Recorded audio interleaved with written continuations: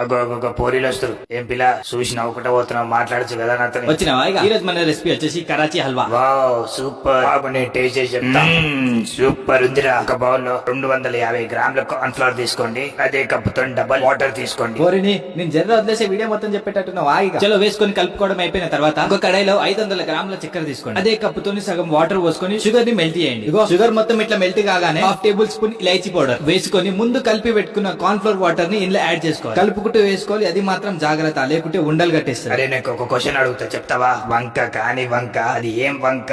ఓరిని ఇదో క్వశ్చన్. కాయ గాని కాయ, ఏం కాయ అన్నట్టు నాకైతే తెలియదు, కానీ తెలిసిన వాళ్ళు కామెంట్ లో పెట్టారు. సరే గానీ కొంచెం దగ్గర కాగానే 2 టేబుల్ స్పూన్ గీ వేసుకొని మళ్ళీ కదునే ఉండండి. తర్వాత కొంచెం ఎల్లో ఫుడ్ కలర్ వేసుకున్నట్లు కలుపుతుంటే గట్టిగా అయిపోతుంది. గట్టిగా అయిందని ఇలా తెలుస్తుంది. ఇగో చూస్తున్నావు కదా, గీ బయటకు వచ్చిందంటే రెడీ అయిపోయిందని అర్థం. ఒక ప్లేట్ కి గీతో బ్రష్ కొట్టి వేడిగా ఉన్నప్పుడు ప్లేట్ లో వేసుకోవాలి. ఒక 15 మినిట్స్ బయట పెట్టి 1 అవర్ ఫ్రిడ్జ్ లో పెట్టుకుని బయటకు తీసి ఇంకేముంది మన స్వీట్ రెడీ. చలో వింటున్నాయిగా, నెక్స్ట్ వీడియోలో కలుద్దాం.